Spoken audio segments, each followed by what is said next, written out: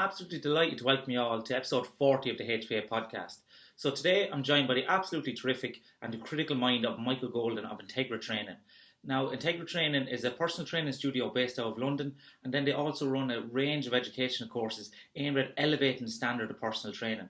So Michael's a great example of what it means to take the theory and put it into practice. So his expertise in biomechanics attained from his master's degree, and he uses that to optimise exercise, both selection and execution, so the technique of the exercise for each individual. He looks at someone's anatomy, their exercise mechanics, and sees how he can optimise the exercise execution to get the most benefit for that individual.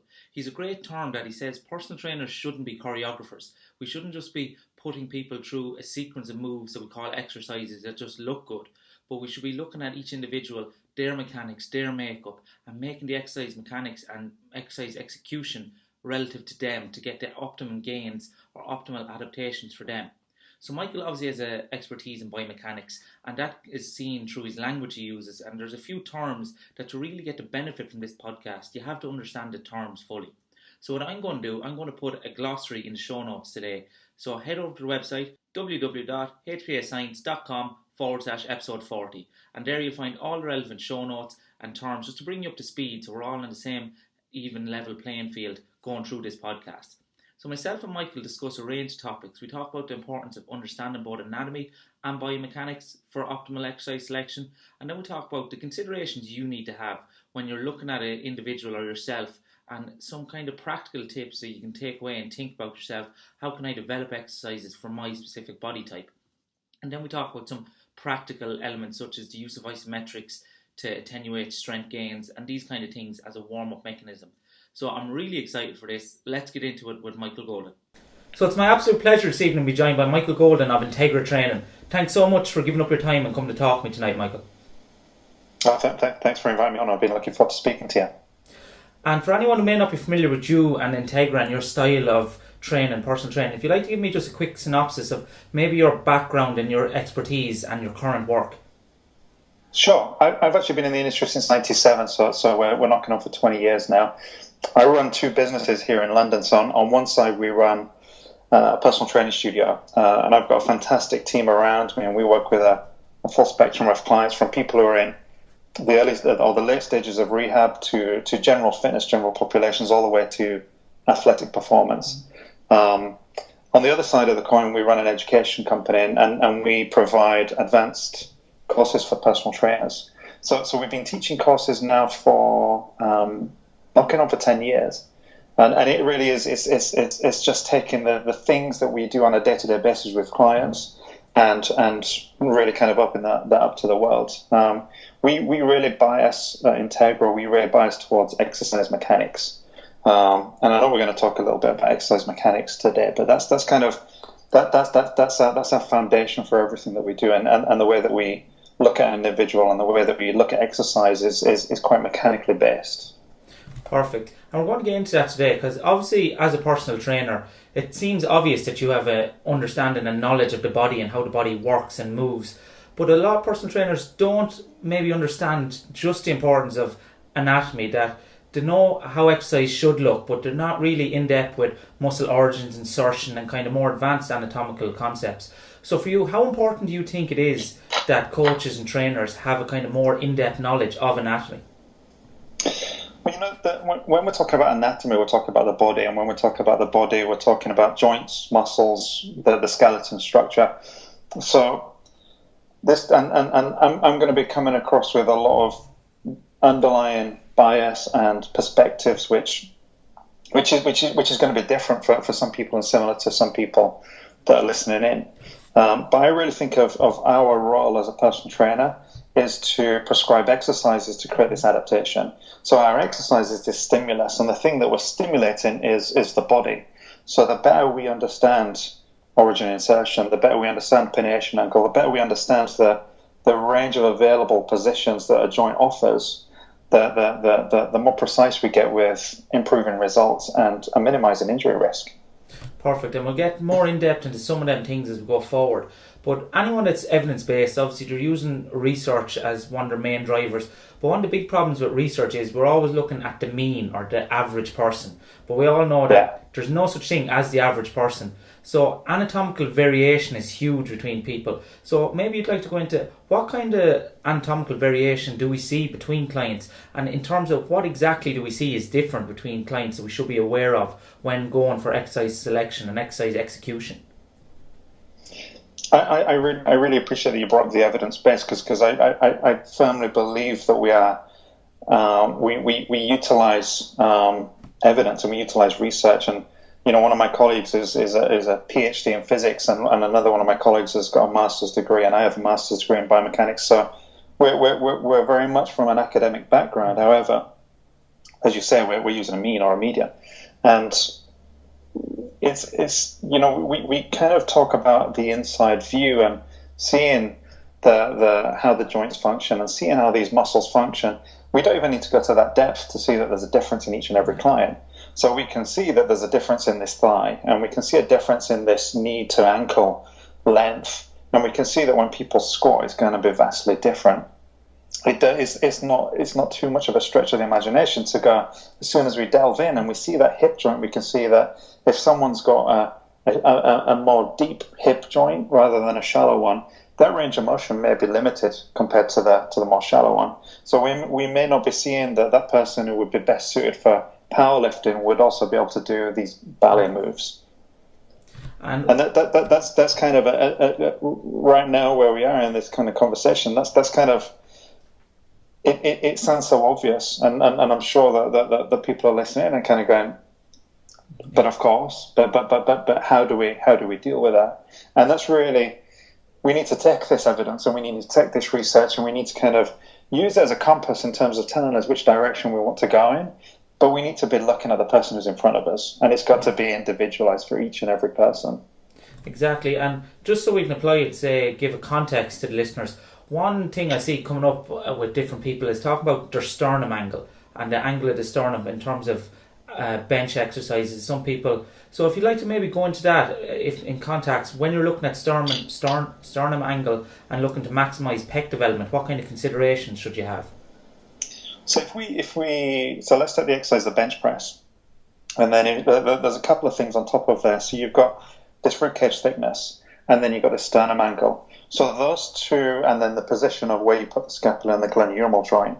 So the position of that joint and the angle of that sternum angle will dictate the alignment of the muscle fibers. So if we take someone such as Ben Pakulski, so Ben Pakulski has been at the RTS facility, and RTS is one of the courses I teach. He's been at the RTS facility, and we've actually measured his sternum angle, and I can't remember the degrees off the top of my head, but the angle was vastly maybe double the range that mine was. Now, if you take my sternum angle and then apply it to one of my clients who's a ballet dancer, mine was probably twice as much as hers. Yeah. So we've got these three extremes. Now, the way that I would perform the bench press compared to my ballet dancer, compared to Ben Pakulski, is going to be vastly different, and vastly different in terms of our potential from the direction of those muscle fibers.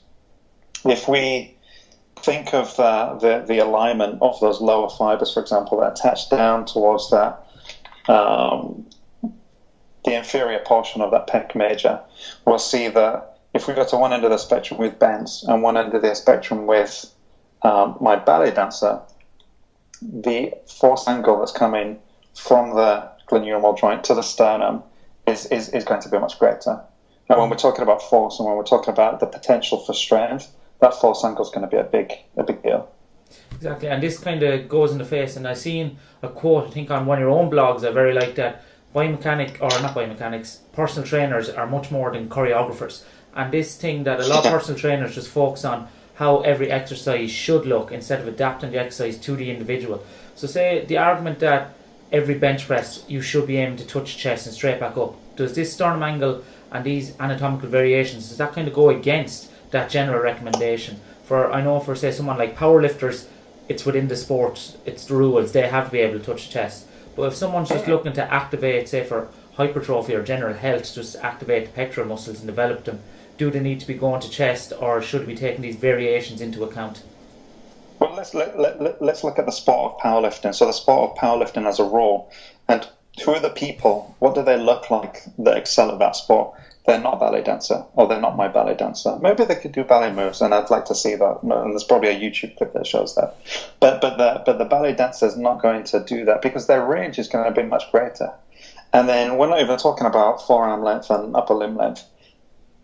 But they're going to be going to a much deeper range, and we'll probably find that their shoulder joint's going to a greater degree of horizontal abduction, which means we're putting more pressure onto that shoulder joint. So the range of motion from that sternum angle is going to be vastly different, and that's just looking at powerlifting. In terms of the stimulation of the pec, and in terms of how do we take this information, in terms of how does structure influence how we would choose these exercises. And again, we need to look at those two variations. I might choose to maximize the range that my powerlifting or my bodybuilding or my Ben Pakulski-esque client is going. Whereas for this ballet dancer, I often actually limit the range that she's going into because she reaches a point where she loses contractile ability. And once we lose contractile ability, we're no longer stimulating that part of the body. Perfect. And that brings on to our next, and a nice kind of prelude to what we're going into is a bit more advanced biomechanics. So first of all, anatomy and biomechanics are hugely interlinked. So how important is it, and what benefit to a personal trainer is there by having a more advanced knowledge of biomechanics and the forces at play within the body? You know, if it's okay with you, I'd actually like to reword biomechanics as exercise mechanics, and because what we're really talking about are the mechanics of exercise. You know, this is when I first started in 1997. I was really just following what I was told. I was following the NSCA textbook, the NASM, all of these really important institutions that are offering amazing stuff. But I was following the rules, and I was following the rules of the people who were there at the time. This is what you should do. This is what a SWAT should look like. And you know, I went through this journey of taking this information and applying it to every single client. And for some clients, it really worked, and then it didn't. And I had no I had no path to figure out why not. So when we're talking about mechanics, we're talking about something that's really tangible. So rather than relying on conventional wisdom or the tradition that's passed down through the ages, we get to map out the effects of forces. So the way that me and you squat may be quite different. Yeah. You may have legs that are much longer than mine. Mine may be a little bit shorter. I don't know. We might have a competition for leg length. You know, we might take one of my clients who's a basketball player, and the way that they squat, they've got not only a large wingspan, but their anterior to posterior displacement is huge. So the way that they squat looks more like a deadlift. The way that I squat looks more like what we would call a traditional squat. But exercise mechanics and biomechanics as a whole is a branch of physics, which means it's a branch of maths, which means that we get to map all of the effects of forces without opinion, without someone telling us that this is the way it should be done. We get to go, I can see this line of force is hidden. I can see this line of force. I can see this distance to the joint. I can see that this has got a moment arm, which means that there is going to be some effect around that joint. Whereas on this other client, there's no effect because the moment arm is close to zero. And that's really, and I said right at the beginning, this is why we have a mechanical foundation, because it means that we get to have a thought process and a rationale for the exercise choices. Perfect. So kind of takes away our opinion as such, that we're guided more by the science and what we rationally know. And just because I say 1 + 1 = 15 doesn't mean I become irrelevant to that conversation. Yeah. Exactly. And two of the terms that often come up in your work, Michael, that we often hear is the resistance profile and the strength profile. So if you'd like just to basically explain succinctly the concept of the two of those terms. Yeah. Well, you know, the resistance profile is simply where an exercise is heavy and where it's light. And then on the other side of the kind of strength profile is where your body is strong and where it's weak. And so, and again, back to what is our role? If our role is just to take people through this predetermined routine, then these details don't matter. But if our job is to stimulate this muscle tissue from a fully lengthened to a fully shortened position, we get to do this in a more precise way. So if you just take a bicep curl, and everyone knows what standing dumbbell bicep curl looks like, we know that's a single joint strength profile. We know that you're going to be strongest somewhere in the middle when your elbow's at 90 degrees. And it means we get to choose an exercise that does that. And if we choose a cable bicep curl, which is not a bad exercise, but where the resistance profile doesn't match the strength profile, we may find that we're only getting stimulation in half the range. And similarly, if we look at the barbell bench press, where's the biggest challenge? The biggest challenge is where you're weakest, and that's where the bar is closest to your chest. As you go to full lockout, you actually get into a stronger position, but the resistance doesn't increase. So the resistance profile doesn't match the strength profile, which is why people start to use bands and chains, or use another piece of equipment that modulates the resistance profile. Exactly. So we want to be able to overload the portions of lift that we're generally stronger in. So someone may have 100 kilos of strength coming off the chest, but they have 140 kilos in the upward phase of the lift just before lockout. They're that strong, but since they're only able to push 100 kilos off the chest, they never get a chance to really strengthen the lockout position. So by applying the strength profile to the resistance profile, we want to try and match them up, that we're challenging the muscle through its full range of motion essentially. And if our goal is, a lot of our clients come here because they want to build muscle, and some of them are a general population, and some of them are more professional athletes that want to get on stage and compete in some sort of show. So our job, and my job, is to stimulate this muscle as much as I possibly can. Does that mean that every exercise has to be perfect? That doesn't exist. And then there are reasons for that. Even during a set, the strength profile changes. But we can be starting to build complementary exercises. And for some areas, such as the hamstrings, that might look like 2 to 3 to 4 exercises to create this full range challenge. So when I'm talking about a strength profile and a resistance profile, it's not about finding the perfect, because it only exists really for a couple of reps. So if we talk about getting a bit more practical and put a bit of context on this, so once we have this kind of more advanced biomechanical and anatomical knowledge, how do we go about actually applying these to exercise execution? As in, now this could be an absolute tangent of the conversation, I imagine, Michael, but how do we stimulate muscles through their full range of motion? Or how do we customize either machine setup or exercise execution in order to get the most bang for our buck, essentially? And this is where we go off on a tangent, which will take us, I don't know, the next 12 months of our lifetime. It's that there's no easy answer to this.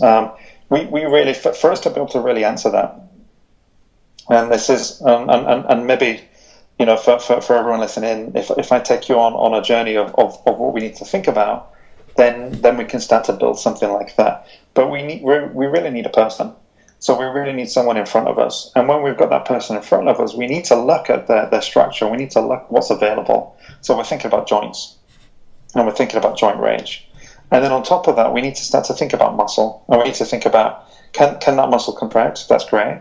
What's the output? As in, what's the strength of that individual muscle? And is that throughout the full range? Because you start to find that at the extremes, you start to get really weak.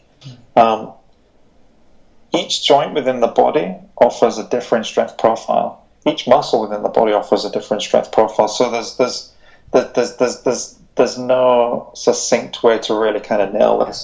I mean, we talk about the bench press, and we've got a generalized scheme of where you're strongest in that full lockout, and you get gradually weaker as the bar comes to your chest.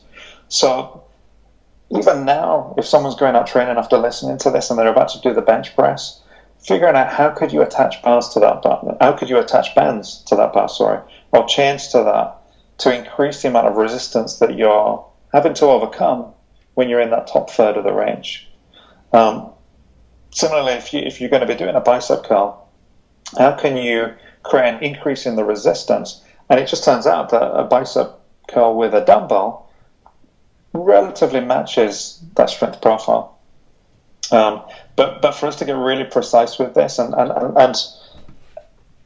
I bug my colleagues and I bug everyone a lot, but for us to get precise and to get the best out of each and every client, we need to go in depth with each of these topics. And I know that's a bit of a vague and a bit of a weak answer, but I think that's the kind of, we've got to talk detail, and that takes time. Exactly, and that's something you probably cover more in depth in your courses and that kind of thing. That's why you run these education. It's outside the scope of a podcast, probably. You know, we each and every day we spend 2 days just looking at the lower body and running through as many exercises and really analysing. So as many different exercises, as many different people as we've got in class. And really, there's something about the practical experience of actually going through this stuff. It's really hard to, you know, I can get onto the whiteboard and we can draw some things out, but it's really hard to translate that to what that actually means and what that actually feels like. And at the end of the day, the thing that we do, the thing that I think is so special about personal training is we're creating a sensation for a client that they've never experienced before. And that's when someone is... when someone is training in a gym and they're training really quick movements, they're lacking control, inertia is doing most of the work, their exercises where their resistance profile isn't matching their strength profile, once you start to affect all of those variables, you start to find that these people can't do 4 sets of 8, 12 sets of 8, 1,000 sets of 8. They can barely do 1 set of 8 under proper control because they're getting that stimulation from the start to the finish, and we don't let up. And it's quite a...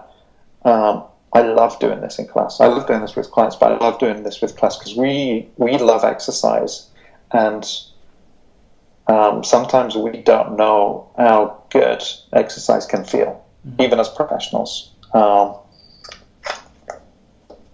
Exactly. And one of the kind of problems we face when we try to go against, say, the old school mentality, when we try to say that exercise is not actually as effective for that muscle, when we look at the biomechanics, we get this whole common thing of, oh, well, I feel it working. I can feel it working. Whereas another exercise we know might stimulate the muscle more, but they're like, oh, I can't really feel the muscle there. So is feeling the muscle always a good indicator of the muscle activation, or is it a bad indicator? You know, it's useful, and we don't want to throw away any of our tools that we've learned over the many years that we've done. But sometimes, and this is not a direct quote from me, but sometimes feel is not real, and it's based upon, you know, if I tell you, just because it says triceps, hips, just because it says triceps doesn't mean it's actually working your triceps, and just because you've got a residual amount of tension or quite a high amount of tension in that muscle doesn't mean that this is going to be the best exercise. And again, we can mechanically map that out. We can see that and in class we do this, that the majority of people, the moment arm to the elbow is quite small. The moment arm to the shoulder is huge, which means we're turning this exercise into a decline chest, a decline pec exercise. And people will say, but I can feel my triceps, and I'm like, that's nice. That's nice that you can feel that, but there are so many things that go into your sensation that are outside of our control, and it really is. And it depends who the client is, but we get to balance up the subjective and the objective, and I'm always going to try and affect the subjective with the objective. Exactly, and I think for an example for all listeners, the big one I see is people wrongly training, say, what they call the core muscles or the abdominals. A lot of people train the abdominals with kind of leg raises or engaging the hip joint mainly, and that might be something you'd like to expand, why when we look at the function of the abdominals, maybe that's not the best way to train them. Yeah, so you know, the leg is attached to the hip, and that old song. These hip flexors that are moving through that fully length into the fully shortened range are the ones that are moving and responsible for the hip joint. But that hip joint is attached to the pelvis, and what's keeping that pelvis? What's stopping that pelvis from anterior rotating or allowing the lumbar spine to go into extension? It's definitely the rectus abdominis. It's definitely that external oblique and that internal oblique. All those guys are working isometrically. But is this the most optimal exercise for those muscles? Depends on the person, depends on the goal. But I'm going to say potentially not. And something that's more targeted towards those guys, especially if we want to develop those muscles, again, from a fully lengthened to a fully shortened, might look vastly different to the leg raise. Brilliant. There's an indirect challenge in the same way that when we do our bicep curl, and I'm pretty sure when you rack up your 75 kilogram barbell bicep curl, David, that everything else, your lumbar spine has got a moment arm to it. It has to work. Your hip extensors, your glutes are working, your calves are working, and the heavier you go, and the furthest away when you get to that 90 degrees, your plantar flexors, your gastric, your soleus, and everything else that's involved there, those guys are working extra hard to stop you from going forward. So there's always a debate about isolation exercises, and isolation exercises don't really exist at all. And that brings us nicely into the next kind of topic I want to cover. And as you said, when we talk about performance, we always get barraged with these kind of terms such as functional movements, and isolation exercises shouldn't be included, that our body doesn't work in isolation, or the compound lifts are enough to improve performance. But I know your work is very much about strengthening all the individual muscles and really on about targeting the specific muscles we're looking for. So in your opinion, even for performance, for someone that's looking for athletic performance as their main outcome, is there a place for isolation exercises, or what level of importance do they have in their overall program? Yeah, and the thing that, there's going to be a lot of people out there that have improved their performance from doing bench press, deadlift, and squat, and that's it, and getting onto the track and doing their running. Those people have improved. I'm going to say that pool of people that will improve are improving with the assistance of those exercises, but that's not everyone. And so there's a big window of opportunity for everyone else who's not the top end elite athlete to enhance every piece of the body. I always think, and car analogies are really bad, but I always think about the new Formula One season that's just started. How did they improve their car? They didn't improve their car by taking it onto the track and racing it. They improved their car by figuring out, okay, what can I do to this front wing, this rear wing? What can I do? How can we improve the aerodynamics? Is there a part to this suspension that we can stiffen up or we can loosen off? Like, those are the individual pieces that go into the performance of this whole thing. And similarly, we can tech that individual who is at the elite end, and we can find positions of weakness, and we can find areas on their body where they're not functioning at their highest level. Now, if we get those areas functioning at a higher level, and we're talking about strength, we're talking about awareness, we're talking about contraction through that full range, that transfers over to the activities they're about to do. I always think, we're only going to be as fast and as explosive as everything around each joint is able to control and slow us down and change direction. But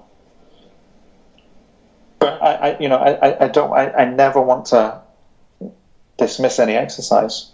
So we love the deadlift, we love the squat. It's there. There's a continuum of exercise.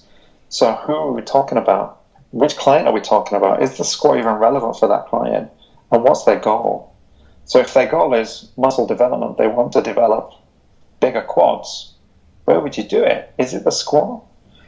We might find that the way that, and I've got two clients, that the way that they squat, there's close to little quadricep involvement. It all looks like a deadlift. So for that individual, for that goal, we're going on the leg extension.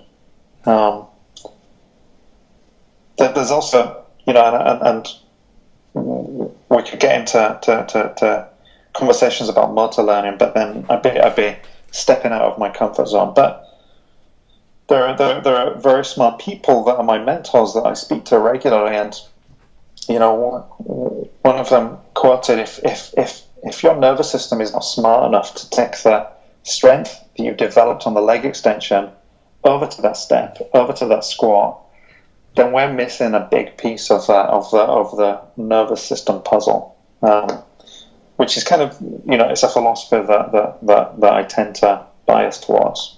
Brilliant, and it's good to see that yourself and ourselves are on the same kind of wavelength, because on just how coincidence our social media for the last 2 days, it's been one thing we've been pushing, and that's for any coach, they should always be referring back and just a very simple question to themselves: what is the goal here, or what adaptation am I trying to elicit? And in your program, you should always be doing that. And once you are clear on what you want, you can reverse engineer it. That usually 2 or 3 methods to achieve that same adaptation, and then fit Absolutely. whichever one is best to your client.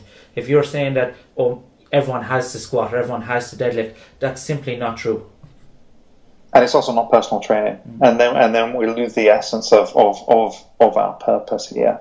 There are rules in place for improving balance, and if I ask the listeners, how do you improve balance? I wouldn't be surprised, because I lived this for so many years, that you would think of a balance board.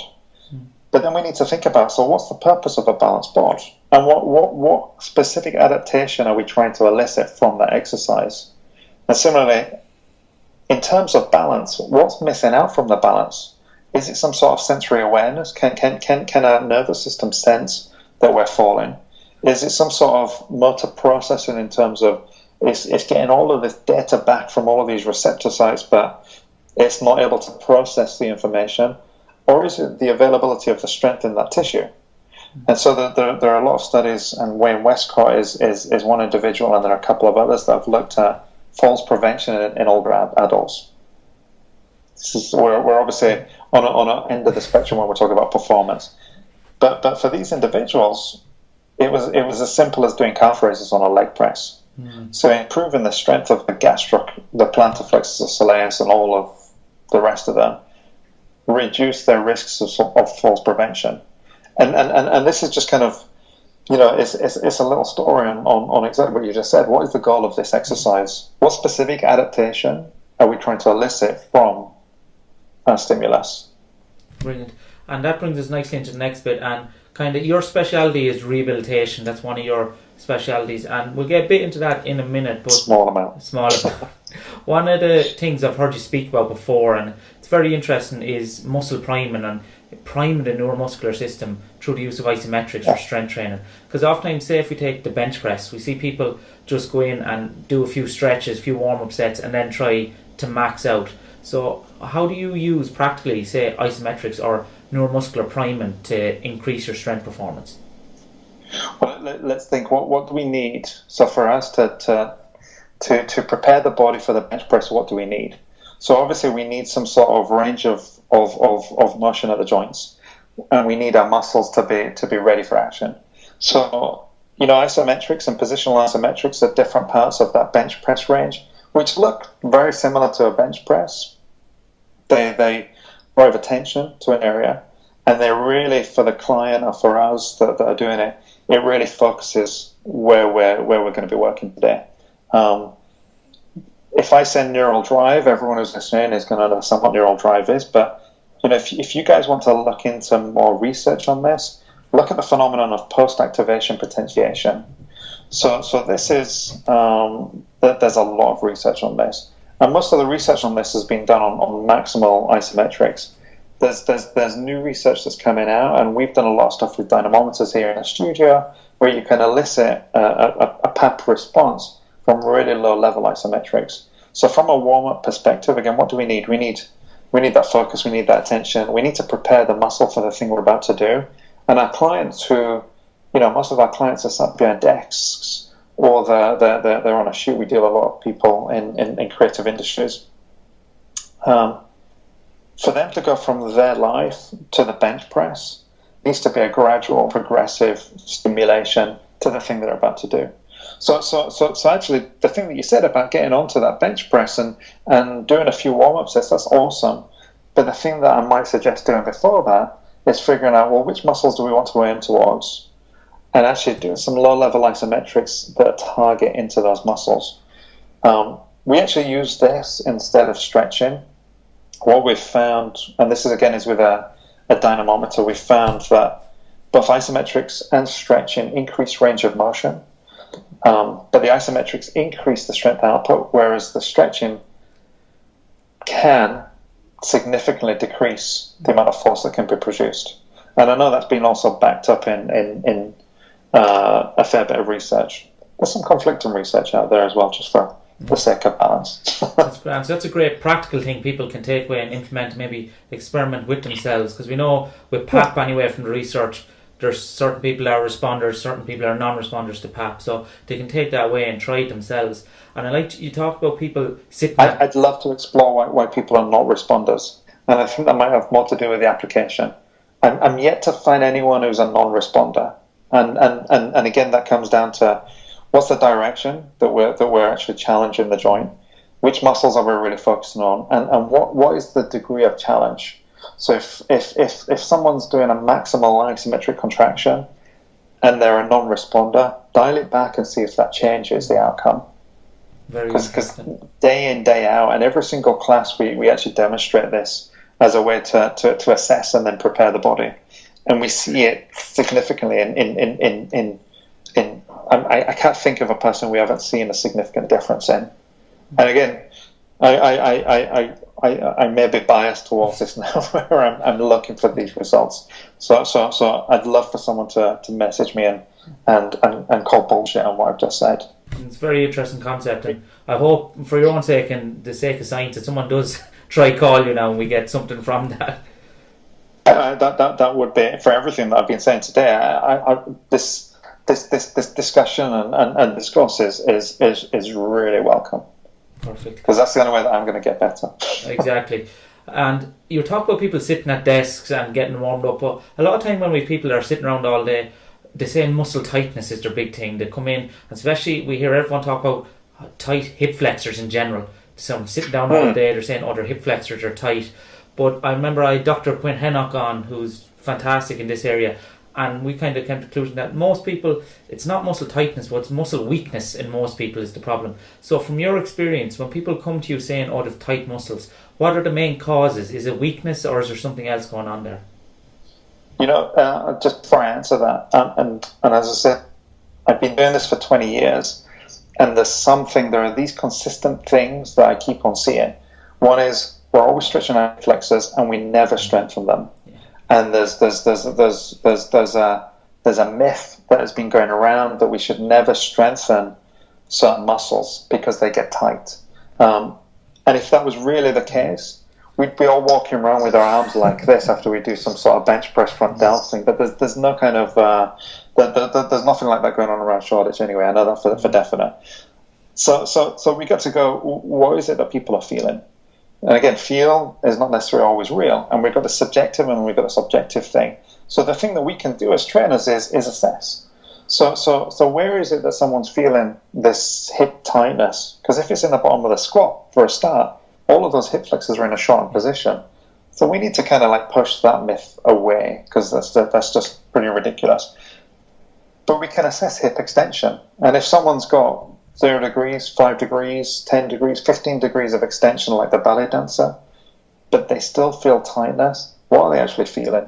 And I always kind of I remember a client that when they started training here, and this guy is a fitness professional, and he was really complaining of his tightness on the front of his shoulder. And we really explored every part of his body and just really kind of getting the strength and getting his movement, or improving his movement. And it turned out, when we started to look at how he was executing exercises, that he was creating a lot of anterior shoulder, I'm going to say, for want of a better word, pain.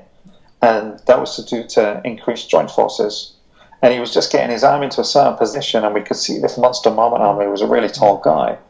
And the position he could get into, he was losing the ability to contract, and we had to remove some of those exercises, and that tightness disappeared. So I'm always questioning this tightness thing. Is it a sensation of tightness, or is it a true limited range of motion? And I would always bias to figuring out that first, and then getting to that point where, have you been strengthening these guys? Are you reaching that point? Is your nervous system not allowing you to lengthen if it is tightness because you're lacking strength in that range? Then we need to do something about that. So from your work, the majority of people that kind of come with tight hip flexors and afraid to train them, is there a general across the board? I know we can't, there's huge variation, but in general, do people tend to have weak hip flexors? Yeah. And in general,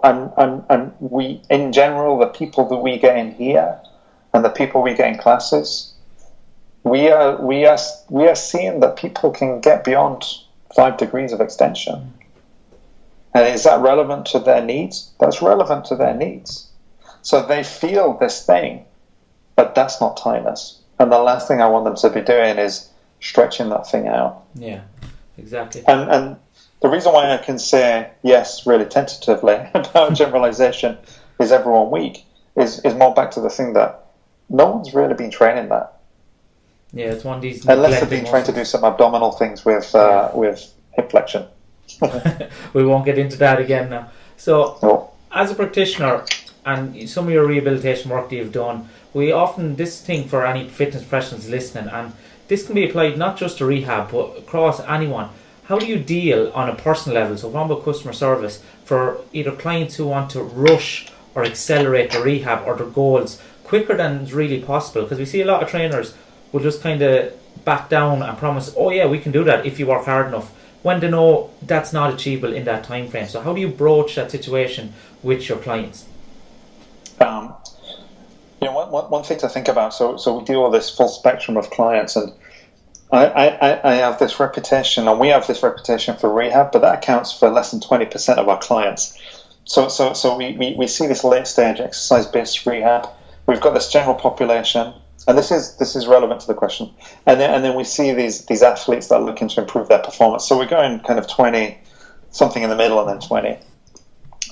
All stages of that spectrum, everyone wants results now. And so it doesn't matter if it's the guy that's walked in and he keeps on struggling to be able to exercise without pain, or if it's that cyclist that has just got second, he wants first, and he wants it today. So the biggest thing, no matter where you are on that spectrum, you can only change as quickly as your weakest link will allow. You can only change as quickly as your recovery strategy will allow you to stimulate that tissue again. And that's dependent upon a whole host of things, including stress, lifestyle, nutrition, the amount of sleep that you're getting, do you have a 2.5-year-old high? All of these things are going to greatly affect how much stimulation you can put your body through. Now, with that in mind, the biggest thing is communication. And we attempt to elicit from day one a level of trust in our clients. And we do that through a few different mechanisms. So one is all of our clients, nearly 99% of all of our clients, come in via a referral, which means there's already a weight behind that recommendation. We're a small studio. We don't need to attract thousands and thousands of people every year. So trust is really important. The way that we communicate, the way that we put in tangible measures of success. So one of the questions I always ask, and this is the person who can't walk for more than 10 minutes, to the person that wants to get a six-pack, to the person that wants to perform. How do you know when we've achieved these results? And it's harder the further you go down the spectrum towards a rehab. So how can we track this? How can we objectively measure this? And it's about putting these tangible measures in place and seeing that. And so I always talk about this concept of selling back and selling forward. Because if it's a person in pain, as soon as they're out of pain, they've forgotten what it's like. And we experience that with the client today. It happens all the time. So sometimes it's kind of just sitting down and kind of going, hey, this is what you fed to me. Here's your subjective. Here were the words that you said to me, because we document everything. Yeah. And that's something which is really important to us. But then it's also selling forward. So it's kind of going, okay, so you were here. This is where we are now. This is where we're working towards. And this is how we're going to see that we're hitting those key performance indicators. It's communication. Perfect. I think that's something that I know as our clients is very important, that a lot of times when they get disheartened, you just have to take a step back and look, this is how far either you've come, this amount of progress, and just reevaluate with them. Or then going forward, if they're I've had certain people that stress over missing 1 or 2 gym sessions while transitioning to a new career or a complete new job, where you've got to say, it's okay for a week or two, you need to prioritise that in the grand scheme, the big picture, those 2 weeks are not going to be a big impact, but if you underperform a new job for 2 weeks, that's going to impact the big picture overall. So just kind of bring your client back into the moment as such and the reality of the situation. And you earn trust and you earn respect from your client, and it is a collaboration. And we've got really super smart, intelligent people that come to see us. Every single one of our clients are just like, they're at the top of their field in what they do, their respective careers. And we're talking trainers as well, but, lawyers and film and media. So then it's a collaboration, and there's a big difference between someone who's on the gym floor and just needs to take the cash and put someone through a routine versus seeing a consultant. And at one point we played with the idea of saying that we still say personal trainer, but we act as consultants. We're consultant in, we'd have Project David, and this would be, we'd set some measures in place, and you would be a part of it. We'd have a project leader, and you've got the whole team that's working for you, because different members of my team specialize in different things, and that's what makes this thing what it is. But it's, once you reach that point and you develop that relationship, then you get to go, everything's going to be fine. Mm-hmm. And then they believe you. And then they trust you, as long as you're congruent with what you're actually saying. So there's a two-way thing, and there's a thing where you actually, they trust you, which I'm sure that I know for definite you achieve that, and I'm sure that most of the people who are listening are also in the same sort of boat. Perfect. And I think there's an absolute wealth of knowledge we've gone through tonight, Michael, that both trainers and trainees alike can take away. So before I ask you the final question, if people want to get in contact with you or follow your work, where are the best places to find you? The website integra-training.net, that's the hub. We're on Facebook, we're on Instagram, and bit by bit we're trickling out some stuff on the personal training side, and we're trickling out some stuff on the education side. We're doing our next, we do our kind of flagship course is a 6-day exercise mechanics course called Resistance Training Specialist. So the next one of them is starting in May. So that's going over May, June, July, and then we've got September, October, November. But get onto the website, click on education, and on all of the stuff will be on there. But website, Facebook, Instagram. Perfect. Now put those in the show notes so people will find them easy. So that brings us to our final question, Michael, and this one doesn't have to be about training, doesn't have to be about anything, and it's one that every guest gets asked, and that is, what would you say is the biggest mistake or learning experience that you've had that has changed the way you either approach your career or your mindset in as a whole? That's tough. That's tough, and I would say that my career is a series of mistakes, but I've learned from them. But that would be a really shitty answer. The biggest thing, and this is actually about my team. The biggest thing is I was doing everything, and doing everything for such an amount of time. And when I say everything, I mean my website. I designed it, and the way that the e-commerce works, I designed it. The crappy marketing we do, that was me. Even within the studio, I was kind of getting into nutrition, and I was getting into all of these things, and I've done all of these courses, but you just can't do it by yourself. And I think that the biggest mistake is thinking that I could. Now I have a team of these amazing people around me that keep me kind of honest and challenge me. It's a very kind of, that's how I want it to be. But they're also experts in their respective roles, and I learn from them every single day. So my biggest mistake is not having that, and that's been the biggest thing for me. And I think if we can find either our team who we work with, or our peers, or our community that we can communicate like we're communicating now, I think that gives us that opportunity to continue to grow bigger than our individual pieces.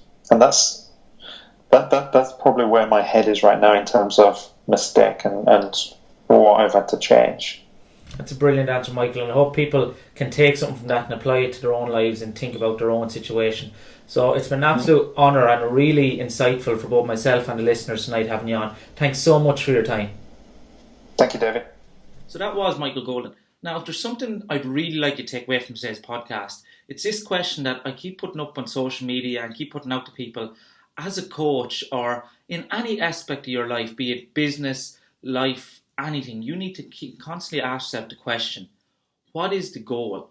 What am I chasing here? As a coach, if you're putting something into a training plan, always ask yourself the question, what adaptation am I trying to get? What do I want to elicit here? What is the end goal? Because once we know what that end goal is, be it in business, life, training, once we have a clear end goal and where we want to get to, we can then reverse engineer the process. We can say, if that's the outcome I want, what ways can I get there? Because there's not one way to do things. There's always usually 2, 3, 4 ways of getting to the same outcome goal.